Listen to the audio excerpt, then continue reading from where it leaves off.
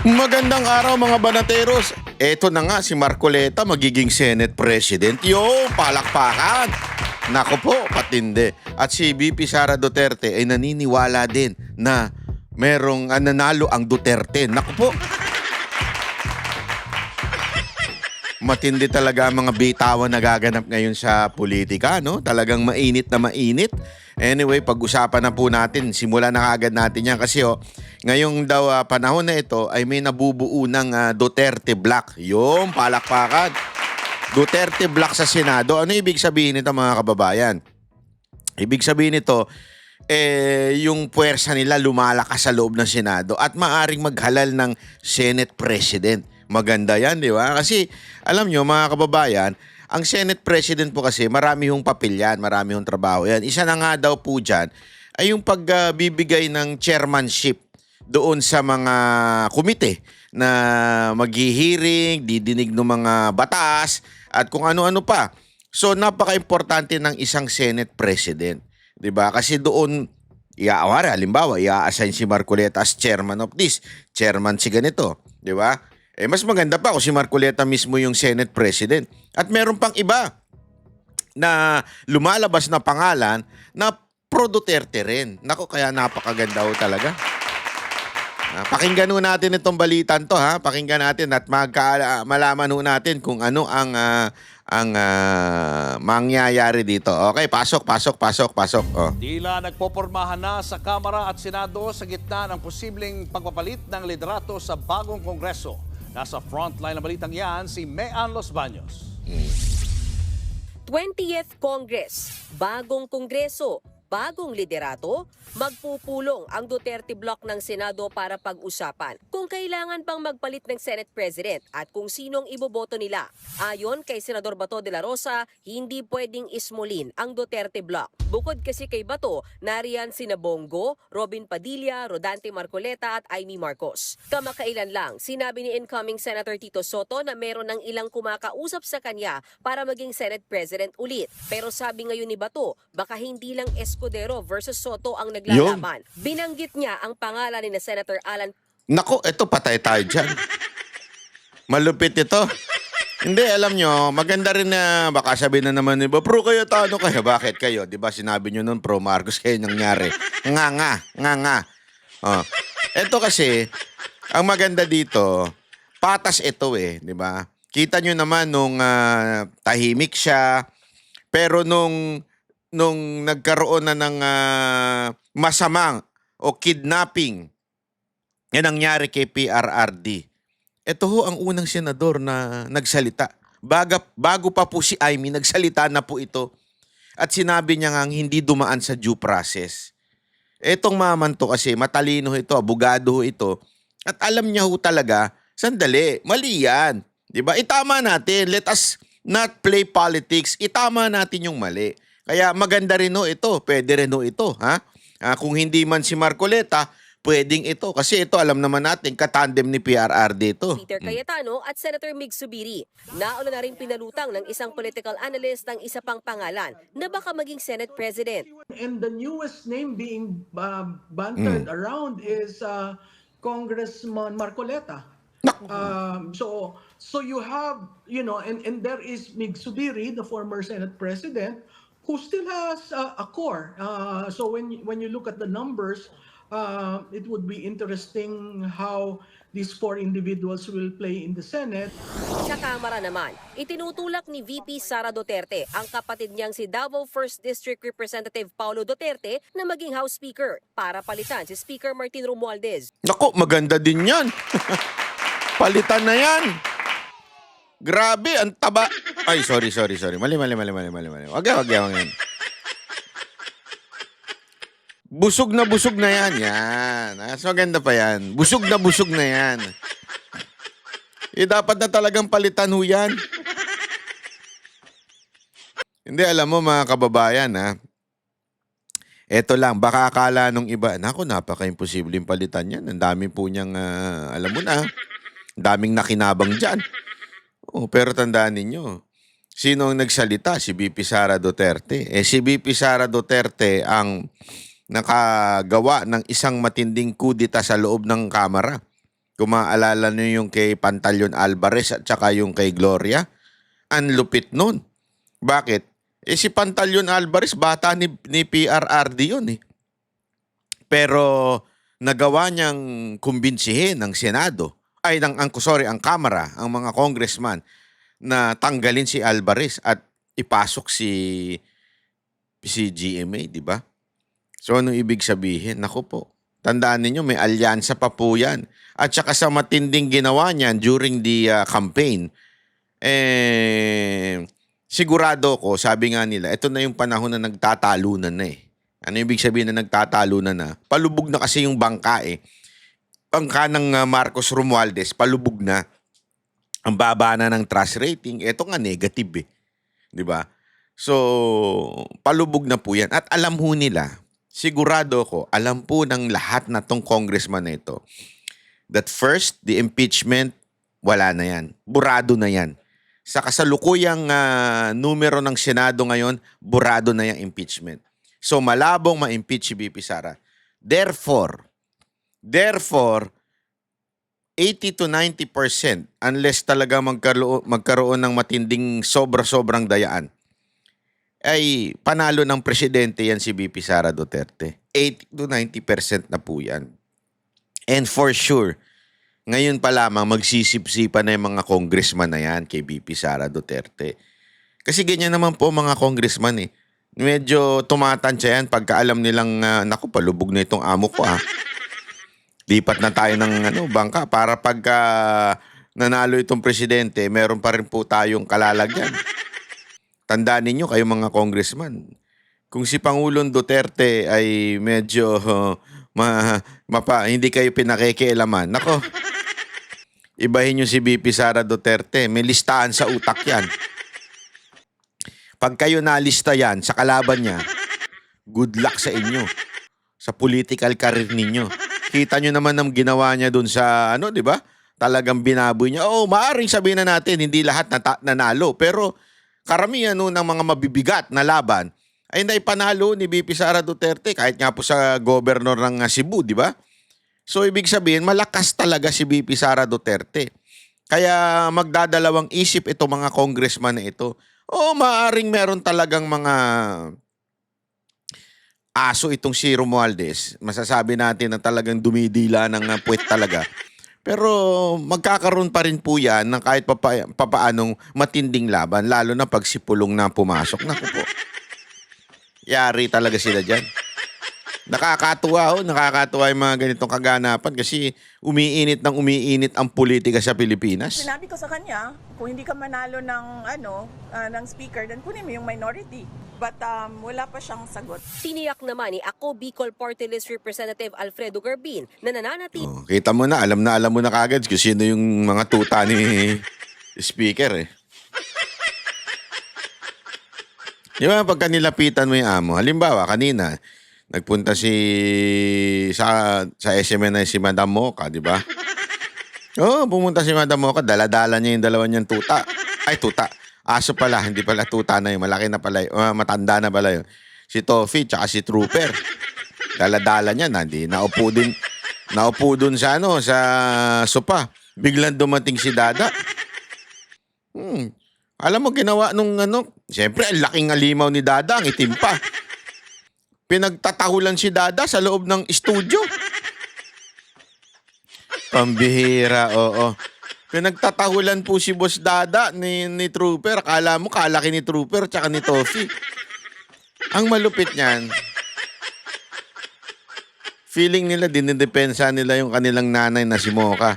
Sabi ko nga sa inyo ganyan pagka yung, alam mo na yung mga aso, unang po, tumatahol yan pag nilalabanan mo na yung amo eh. Wala naman ako sinabing tuta itong congressman na ito ha. Ang sinasabi ko lang, pagka alam mo na makagad kung sino yung tuta, kung sino yung unang papalag, kung sino yung unang magsasalita.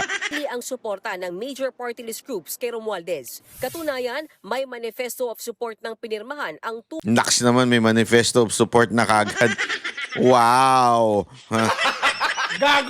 Di pa nga kayo nag-ano, wow, money first of support na kagad. Sige, bahala kayo. Pananaw niyo yan eh. 240 na mambabatas. Sa pagbabalik sesyon sa Hulyo, magkakaalaman kung magkakaroon ba ng pagbabago sa liderato ng Kamara at Senado. Nagbabalita mula sa Frontline, Mean Los Baños, News 5. Ayan, no. So, ito nga mga kababayan, si Marcoleta daw isa sa mga tinitignan. Pwede rin si Cayetano, pwede rin daw si Zubiri, pero I don't think si Zubiri mananalo pa bilang Senate President. Pero among them, they will vote for the person na I think they would consider, ito lang sa akin. Ako, gusto ko si Marcoleta. Definitely. I like Marcoleta to be the Senate President para matikas talaga, di ba? Ala Miriam Defensor Santiago. Ganon. Gusto ko talaga yon. But again, they would be compromised. Compromise in a sense that, syempre magbobotohan yan. Ang maaaring maging compromise pa nga niyan ngayon is si Cayetano. Bakit? Kasi kahit pa paano, si Cayetano, friendly with the pro-admin, friendly with the other people, and friendly with the Dutertes. Di ba? Alam natin yan. But, the thing is, okay din ang stand niya pagdating sa mga Duterte. Kita nyo naman, naging Vice President ni PRRD. Naging secretary niya. As in, katiwala niya, katabi niya all throughout his term. Hindi bumitaw.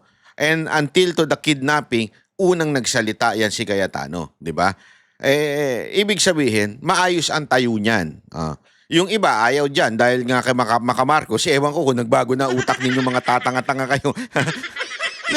Hindi, sa totoo lang, ang daming galit na galit dyan kay Cayetano dahil inaway nila yan si Cayetano noon kasi nga, ang nagkikiskisa niyan si Bongbong Marcos at saka si Cayetano. Ano, nagsisi na ba kayo?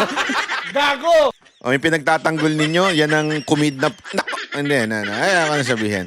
Yan ang dahilan kung bakit napunta sa dahig si PRRD. Tapos sino una nagtanggol? Si Cayetano. Ano ba ibig sabihin ng Senate President? Ano ba ang kapangyarihan ng Senate President? Ipaliwanag lang natin ng bahagya, no? Isa sa kapangyarihan ng Senate President, presiding officer sa Senate. Ibig sabihin, siya may hawak ng nagko-control ng Senate sessions. Siya nagdi-decide kung sino dapat magsalita during debates. Siya nagro-rule ng point of order. Yung point of order, shut up, ganon, parang ganon. Refer bills and resolution to appropriate committees. Ibig sabihin, siya yung nagdi-decide. Ay, napaka-importante nito kung ano yung mga uunahing bills. Di ba? Kasi pwede niyang tenga eh. So, siya kasi yung nag-refer ng bills and resolution to appropriate committees. Administrative head of the Senate. Oversee the Senate budget, personnel, internal policies, signs official documents and communications of the Senate. O, yan. Line of succession to the President. Ibig sabihin, third in line to the President after the Vice President and the Speaker of the House. O, ibig sabihin, dapat talaga matalino. Ibig sabihin, abogado. Sana. O, kaya nga perfect dyan si Marcoleta eh.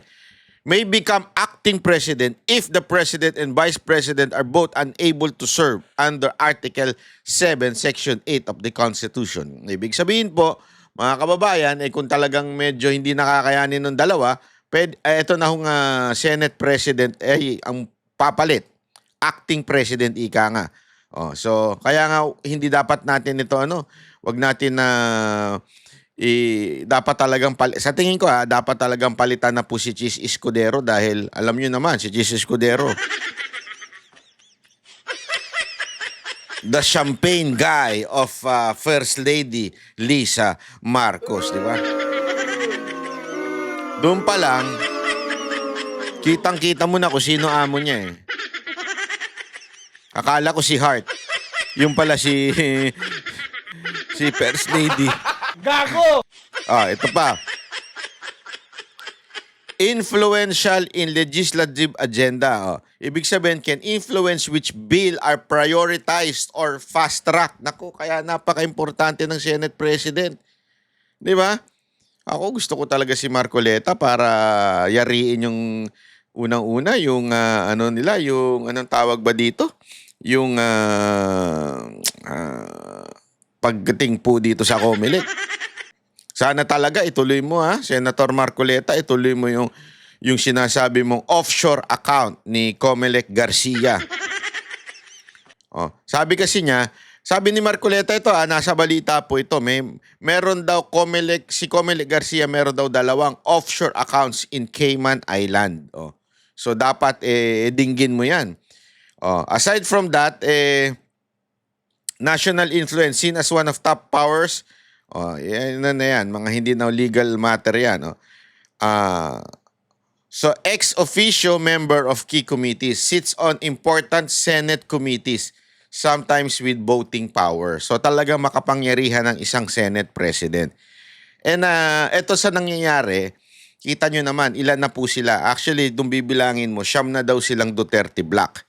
That includes Bato, Robin, si Bongo, si Marcoleta, si Aimee, at meron pang 4 na sinasabi. Siguro, hula ko dyan, yung bilyar. Okay, yung 2 bilyar.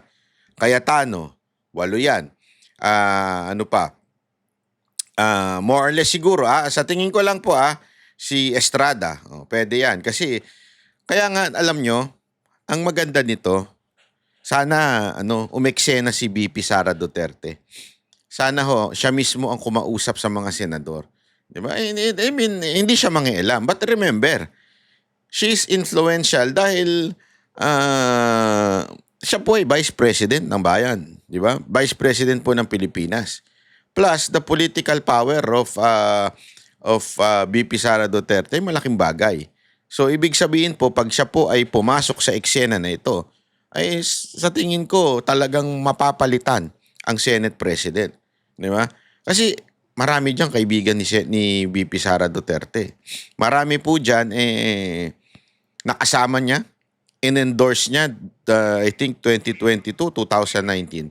2022 ata. In-endorse niya. So, ibig sabihin po mga kababayan, marami po siyang connection dyan. So, kung exert niya yung kanyang power dyan, sa tingin ko talagang posibleng mapalitan. Kasi sinasabi nilang si Soto daw. Si Soto, siguro mga iilan na lang po ang niyan, ang hatak niya sa Senado as of now. 'Di ba?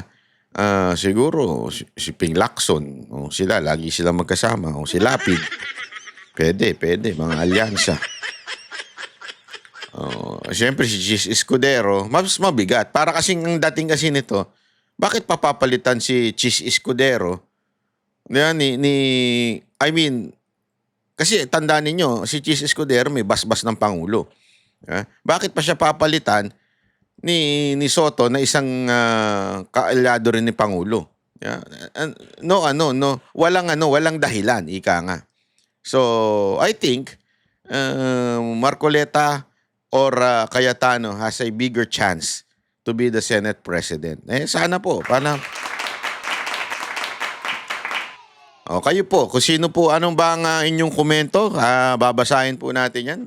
Isulat nyo po dyan sa baba kung sino ang gusto ninyo maging susunod na Senate President. Kasi botohan po uli yan Dahil this is a new Congress ng tao dito. 20th Congress na po ito.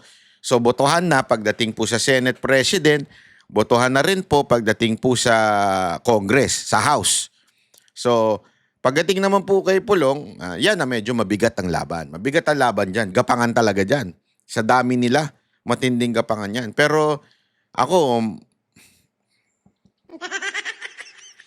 meron akong alam. Meron akong kwento. Meron akong kwento. Tandaan ninyo, nilaglag si Revilla na isang lakas CMD rin po yun. Tapos nandiyan pa si Gloria. Naku po.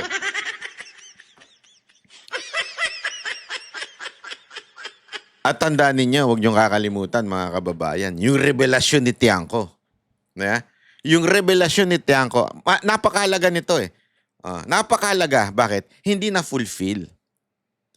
Di ba? Yan kasi yung revelation ni Tiangco. According to him, may ipinangako si Romualdez na proyekto o allotment na kinukulit niya ngayon sa DBM or sa executive branch, particular na sa presidente. At ang sagot daw, di umano, sabi ni Tiangco, ang sagot daw ng presidente, wala kaming pinangakong ganyan. Ibig sabihin, na-scam kayo. Parang ganun ang dating eh. Yun ang sinabi ni Tiangco. According to the president, wala daw ipinangakong proyekto, di ba, or anything sa mga congressman. So, kung sino man yung nangako sa mga congressman na ito na pumirma ng impeachment, wag na kayong mag-expect. Maybe may natanggap kayo kasi sabi nga ni VP Sara Duterte, may milyon na kayo natanggap. Meron pa pala yung project. Ibig sabihin, siguro yung cash natanggap nyo na. Okay, may natanggap na kayo, masaya na kayo dyan. Dyan na lang kayo, wala na kayong project. So madaling salita, nabudol sila ng leadership ng Kamara. Yun ang sinasabi ni Tiangco, nabudol sila.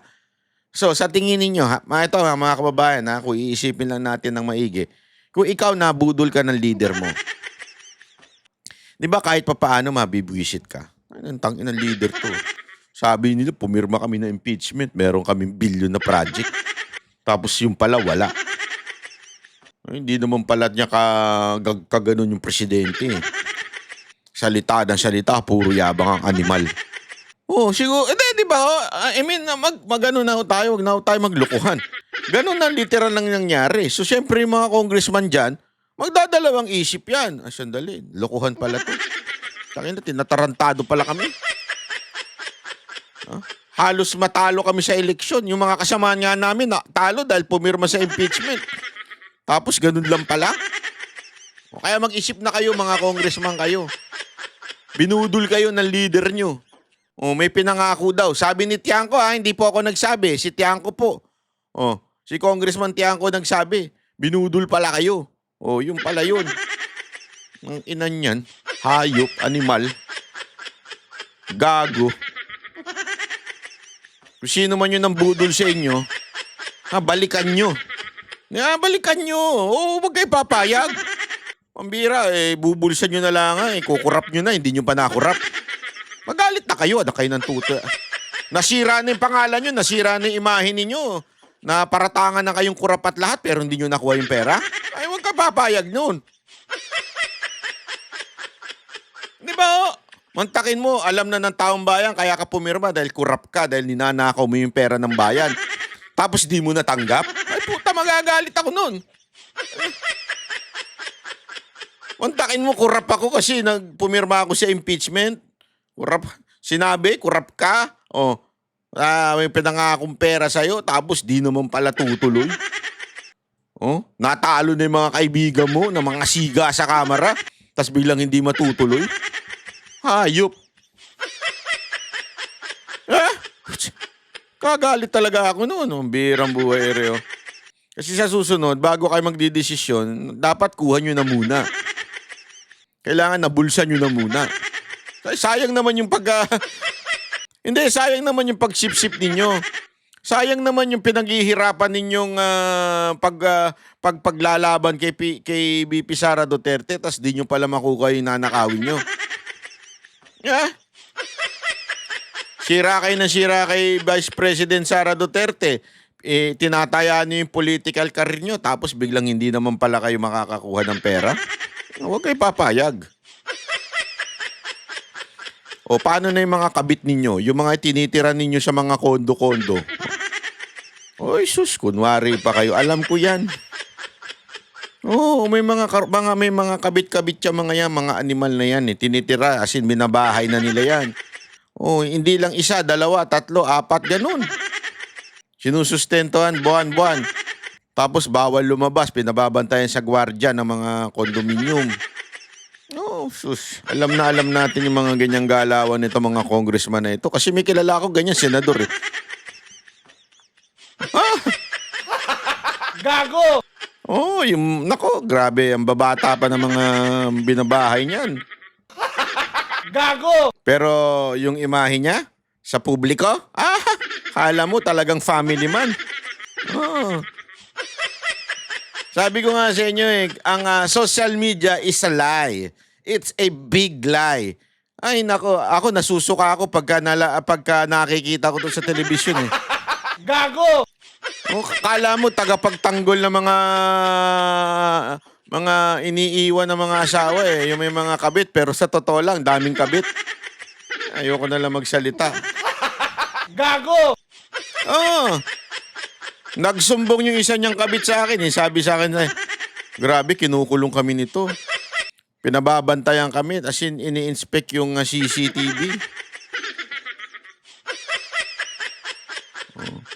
Sabi ko, magkano ba bigayan sa inyo? Malaki naman, kaya lang kawawa naman kami. Oh. Bakit? Wala, bengbang na kami. Araw-araw na lang kami binibengbang. Hindi man lang kami makalabas, anuhin namin yung pera namin. Pinili niyo yan eh. O, di ba? Ay, sus, ginugido. Gago! Ay, nako, Senator. Ay, nako, change topic tayo, baka madulas pa ako. Hindi, baka madulas pa tayo, tas isumbong nyo pa ako.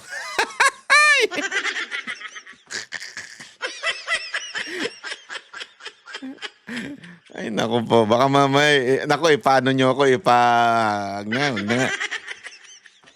Sige. Pag-usapan na natin itong, ito, maganda kasi itong mga binitawan ni VP Sara Duterte tungkol po sa election fraud. Sabi niya nga, susuportahan daw niya yung Duterte 7 para sa reklamo patungkol dito sa mga dayaan na ganap na di umano alleged sa itong nakarang eleksyon. Pakinggan natin si VP Sara Duterte. Ibaria, problema po sa ACM and overvoting. And this one was echoed by the Philippines notorious and grassroots group. Not for their political gain, but for transparency po in matigil na daw yung irregularities every election. What's your stance on this? Do you agree for the sa manual? Yes, oo. Meron kasing random manual counting ang COMELEC and ina-identify nila ang area and ang date. Sinabihan ko yung PDP laban kung pwede gawa nila ng paraan because ako personally wala akong nationwide network. Sila yung may machinery kung saan pwede sana maka-attend yung mga lawyers nila sa random manual counting audit ng COMELEC. But more than that, kung meron pa bang ibang nakikita yung PDP laban as a political party na nadehado yung kanilang mga kandidato, ay susuportahan ko yung mga questions nila. Because as a Filipino as well, gusto natin no na credible yung elections and it will reflect, the results will reflect the will of the people. So maganda ito. Alam mo BP, maganda talaga itong hakbang muna ito na pagdating po sa issue ng nakaraang election. Kaya nga 'di ba, lagi pa ulit-ulit natin sinasabi, we are not for changing the winners. Hindi 'yon. Tapos na 'yan eh. Wala na, malabo na.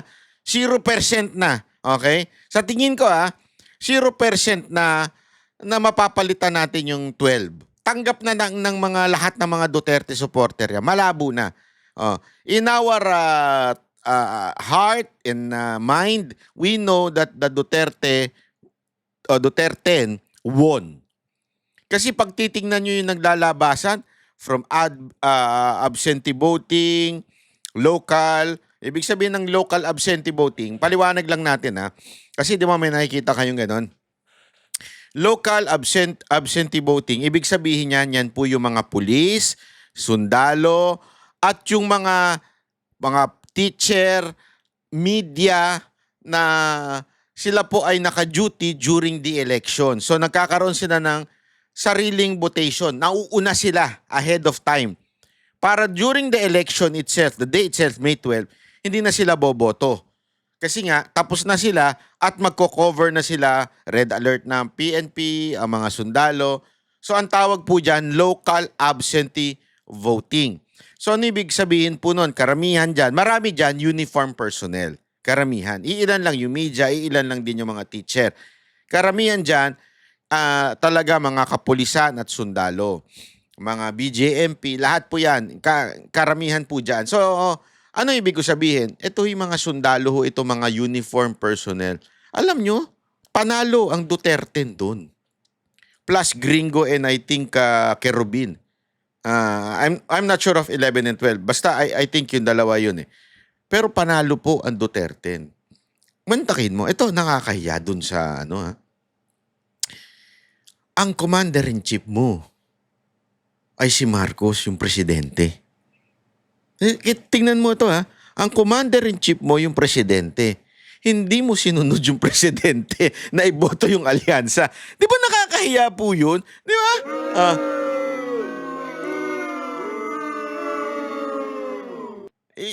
Alam mo ibig sabihin lang nun? Ang ating uniform personnel ay ayaw po sa presidente na.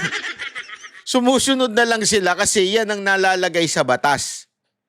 Ibig sabihin, sa batas natin, commander-in-chief sa kanila si Marcos, but they don't like Marcos anymore. Kasi ni isa, walang nanalo. Mantakin mo ni isa. Sandali nga, hanapin nga natin ito. Local absentee. Para ipakita natin. Ito, yung result. Kasi Senate. Wait. Chotomate.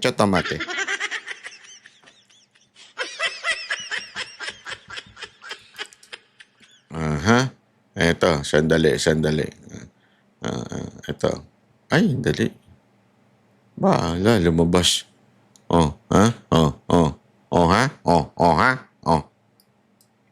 Wait lang. Ito.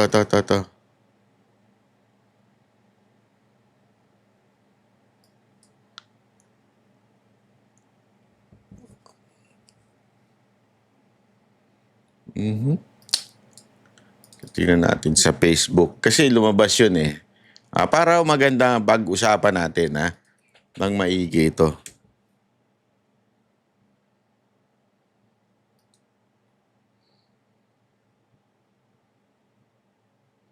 Ayan. Ito pala Local absentee voting. Bongo number 1. Number 2, De La Rosa. Number 3, Marcoleta. Number 4, Jimmy Bondoc. Number 5, Lambino. Number 6, Rodriguez, Attorney Rodriguez. 7, si Hinlo. 8, si Salvador, Philip Salvador. 9, si Kerubin. 10, si Pastor Kibuloy. Number 11, si Honasan. At number 12 pala si Busita. Okay, so 11 and 12, Honasan and Busita, as expected.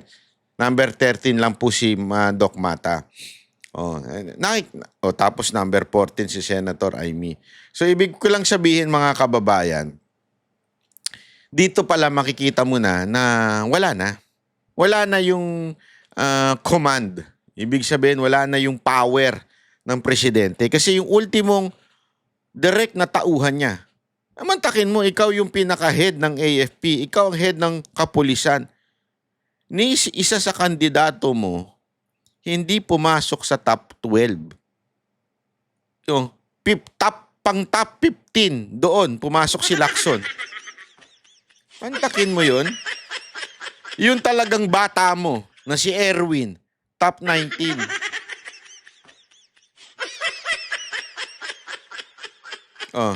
Tapos yung isa pa bata mo. Asa na yun? Si Abalos. Yan. Hayop! Abalos DILG secretary. Iyan yung immediate superior ng kapulisan. Hindi binoto. Hayop. Hayop yan. Ang tindi, no? Ang lupit mo, Brad. Mas mababa ka pa kay Lito Lapid. Ang bira buhay, re. Diyan, it reflects so much of their trust and respect to the President, Bongbong Marcos.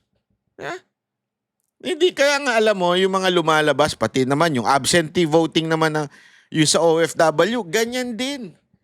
Ganyan din po lumalabas. So ano ibig sabihin? Wala na talaga. Kaya nga nagtataka tayo. Although, again, ulitin natin for 100 times sa mga tatanga-tangang loyalistang vlogger. Hindi na natin habol na maproklama pa yung Duterte na maging senador. As a matter of fact, the Duterte 7 said, even if magkaroon ng manual counting at manalo tayo, they will not accept yung pagkapanalo nila. So clear na po yun. We are no longer talking about yung dapat ipanalo nyo na. Di ba? Hindi. Ang pinag-uusapan na lang natin dito ay simple lang. Ayusin natin ang ating eleksyon before 2028 dahil magkakayarian sa 2028. Maniwala kayo, pag ito nagpatuloy, mark my words right now, people of the earth in the Philippines. Mark my words, pag hindi nyo inayos itong COMELEC this time, 2028, it will be bloody cheating ang mangyayari. Madugong pandaraya ang mangyayari. Sigurado ako. Hindi papatalo si Speaker. Maniwala kay sa akin. Yan ang taong hindi... Kasi tandaan ninyo, 3 taon pa lang, lulong na sila sa kapangyarihan. Lulong na sila sa lahat ng bagay. 3 taon pa lang. Etong 3 taong pang darating, mas lalo silang dadaos-dos doon sa kapangyarihan. Kasi tandaan ninyo, kaya nga ako, alam nyo, importante itong maunawaan eh. Sabi nga nila, if you want to destroy a person, give him success. Totoo yan. Kaya nga, hindi kayo nagtataka, mabait ang Panginoon. God is so good, di ba? Sabi nga nila, God is good. All the time, God is good. Di ba? Kung God is good, and success is good, why God will not allow success to happen to every human beings? Diba? Isipin nyo mabuti yun. Bakit? Kasi nga po, simpleng-simple lang. God is preparing yung human doon sa success.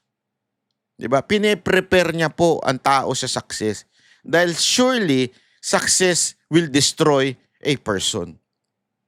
Pag ikaw yumaman na, pag ikaw nagkaroon ka na ng kapangyarihan at nasanay ka na dyan, ayaw mo nang i-give up yan. Hindi mo na bibitawan yan.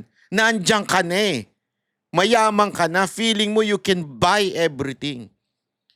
You can buy congressman para pumirma.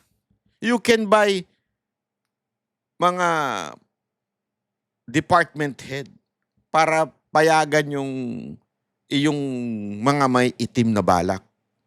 Kaya mo nang gawin. So, hindi mo nabibitawan yan. Kaya nga, importante na ayusin po natin yung eleksyon. That's the only power that can bring down a greedy person. Maniwala kayo. Kaya nga, kung sinasabi natin paulit-ulit na election is a democracy, let's allow it to happen. Huwag nating tanggalin doon, huwag nating pabayaan na mawala na yung demokrasya sa Pilipinas. Paano?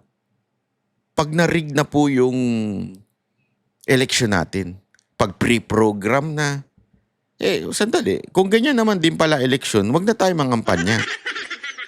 Bayaran na lang natin. Kasi, eto sinasabi ko nga sa inyo, di ba? May alok nga, may kwento-kwento nga. Nagkaalukan sa isang senador. Di ko na lang papangalanan tong isang senador na ito.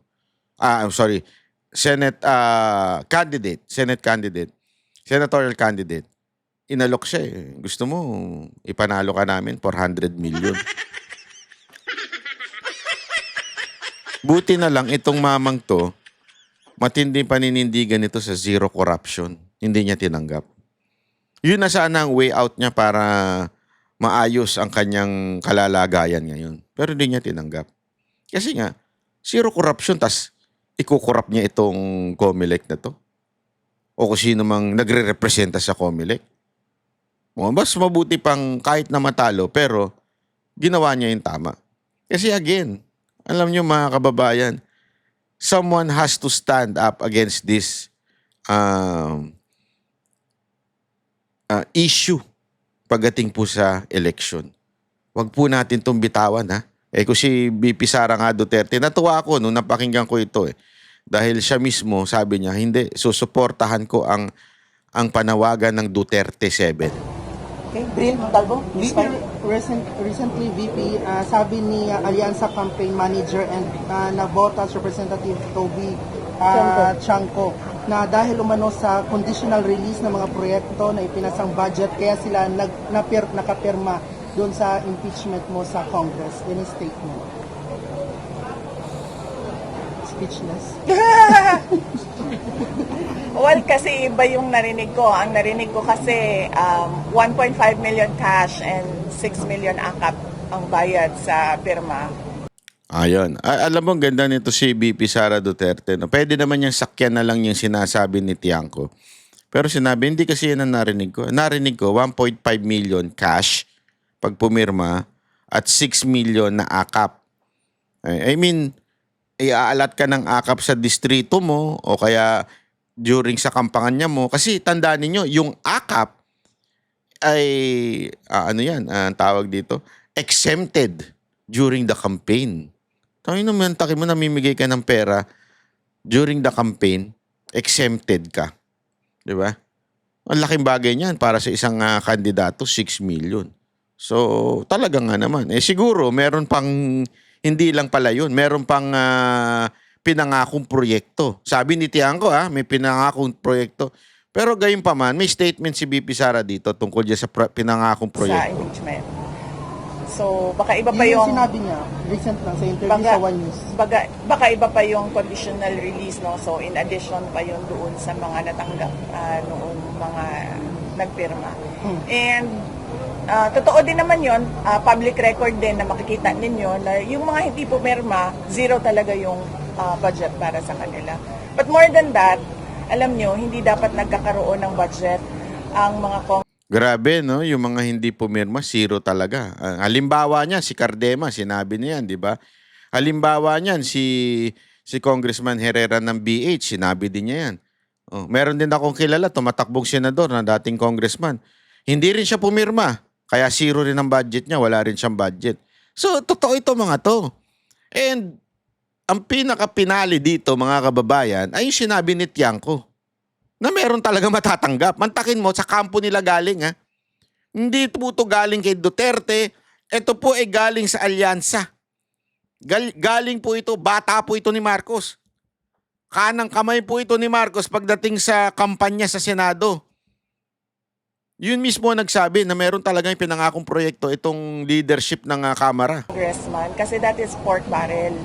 Hindi sila dapat nagkakaroon ng apportionment doon sa projects ng executive department kasi ang trabaho lang naman ng congressman ay gumawa ng batas eh. Hindi siya pwedeng kumuha doon sa budget ng mga departments natin. So, madaming irregularities and malamang yan din yung protesta ng pagkaraniwan na mga tao na hindi nagagamit ng maayos yung pera ng bayan.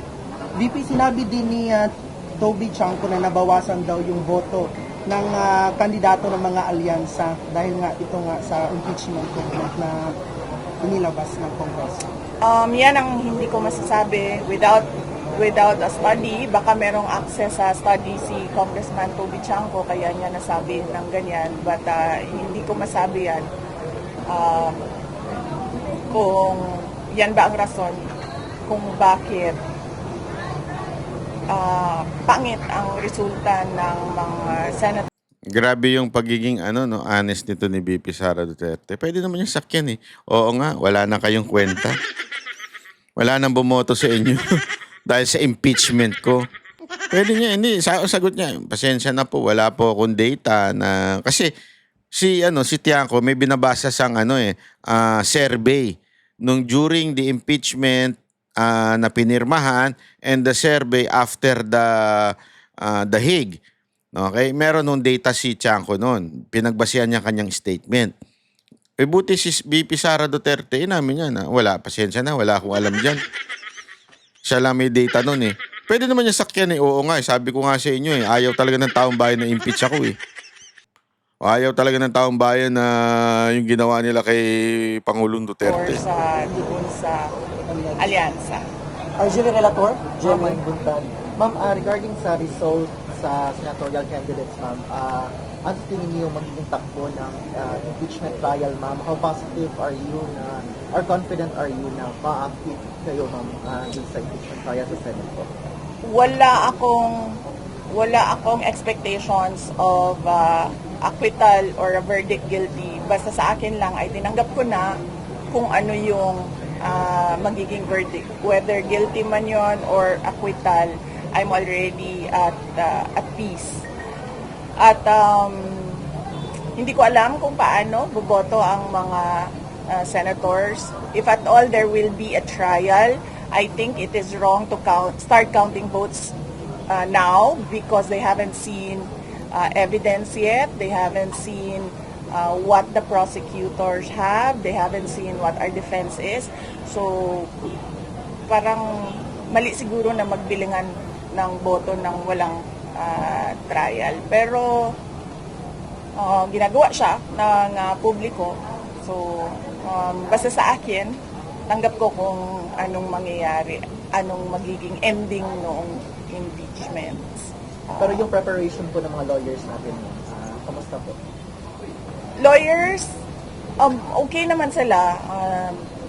In full throttle na yung kanilang preparations for the impeachment, and of course they would not want a trial as lawyers. Alam naman natin ang galawan ng mga abogado, no? Marami silang mga paraan sa batas as a legal recourse for their clients. But sinabihan ko na rin talaga sila, really, I truly want a trial because I want a bloodbath talaga. Ma'am, we have Kyodo News, a Japan media base. Ayan. So ayan po yung sinasabi ni VP Sara Duterte at hindi na natin mapanoorin ang buo niyan. Yan po yung pinagmulan kaya po at itong ating presidente ay biglang gusto na ng peace, di ba? Yan po yan po talaga ang katotohanan kaya biglang nanawagan ng peace itong si Marcos. Nako, dahil dyan sa bloodbath na yan. Kinabahan siya eh. Sa mata pa lang ni VP Sara Duterte, sigurado tayo nangatog na yan eh, di ba? Wala tayong magawa talaga. Anyway, mga kababayan, don't forget, baka naman pwede kasi ang subscriber natin, 50%, 52% ng nanonood sa atin na hindi pa nakasubscribe. Ano ba? Nang wewe naman, oo. Huwag naman ganyan. Gusto nyo magbago ang ating bayan? Simpleng bagay, hindi natin magawa. Ang pindutin ng subscription. Wala naman pong bayad dyan. Konting effort naman. Hindi kasi importante yung subscription na yan. Para pagka may video tayo nilalabas, kayo'y updated. Mas maganda pa nga yan, i-click nyo yung notification bell na mai-inform kayo every time na may nilalabas si Banat Bay. Di ba? Dapat ganun tayo. Gusto nyo ng people, madami nagsasabi dyan, ba't di pa kasi mag-people power sa EDSA? People power sa EDSA, ayaw nyo nga mag-subscribe. Doon sa mga vlogger na pinagkakatiwalaan nyo. Nood-nood lang tayo. Hindi, alam mo, ako, to be honest, wala naman pong problema sa akin yan. But I realized something. Sabi ko, yung mga simpleng bagay na aksyon na ito, if we cannot be active in doing it, di ba? Paano natin masasabing magiging active tayo in supporting yung mga nakikipaglaban para sa bayan? Halimbawa, mga senador natin. O halimbawa, yung galit na tayo sa gobyerno nito dahil walang ginagawa. Pero tayo nakaupo lang, nanonood lang tayo. Nakikita natin yung krimen na nangyayari sa harapan natin pero tayo nakaupo lang. Ayaw nating maging aktibo. Dapat maging aktibo tayo. Simulan natin sa mga taong sinusuportahan natin. Pag-subscribe, napaka-importante niyan mga kababayan.